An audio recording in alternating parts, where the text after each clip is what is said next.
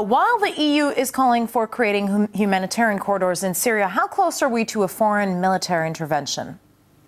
Well, there is already a foreign military intervention going on. Don't forget that NATO, they have a command and control center in Hatay province, southern Turkey, very close to the Turkish-Syrian border. We've reported about this months ago. This is a conduit for intelligence going back and forth across borders, weapons, of course, and these weapons are financed basically by the GCC, the Gulf Cooperation Council, especially the Saudis, but especially the Qataris, who are actively involved with intelligence as well, and with monitors and trainers on the ground. Plus, they have another conduit through the Lebanese border. There are two roads that go, one road goes to the suburbs of Damascus and the other one goes to Homs. So this has been going on for at least 3 or 4 months. It started around October, November last year. So the foreign interference is already there. And in what concerns the Syrian National Council, for instance, they are supported directly by Nicolas Sarkozy and David Cameron, by the Turkish government, and by the Qataris.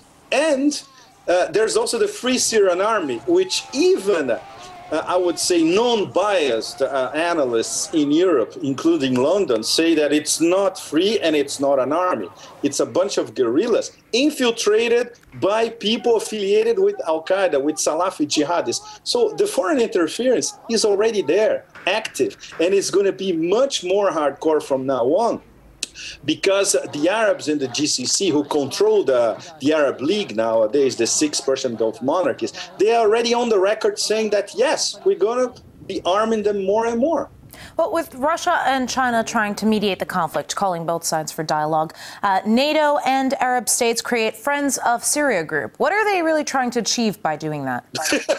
Look, with friends like these, look at the list of friends. Washington, Britain and France, former colonial powers who actually divided the Middle East among themselves, including the division of Syria itself. This cancer that started a century ago, it's still pestering and festering in the whole region. And this is the responsibility of the Brits and the French 100 years ago.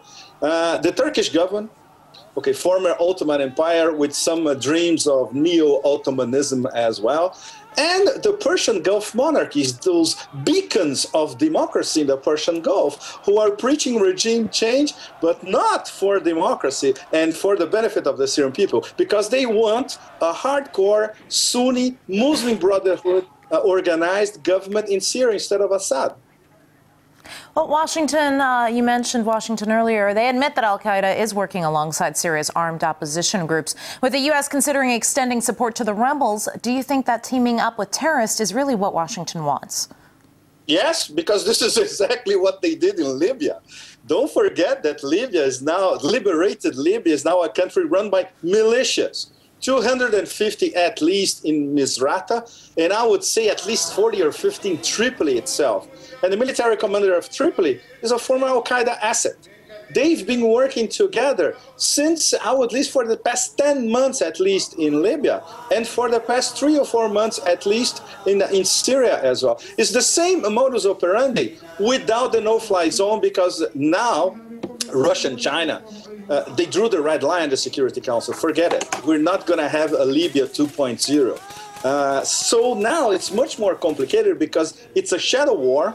It's been going on for a few months. It will increase from now on. So now this is a shadow war doubled with a civil war, which the only people who will lose in all this are the so-called Syrian people that once in a while our masterpieces of democracy or mediocrities like Cameron Sarkozy refer to.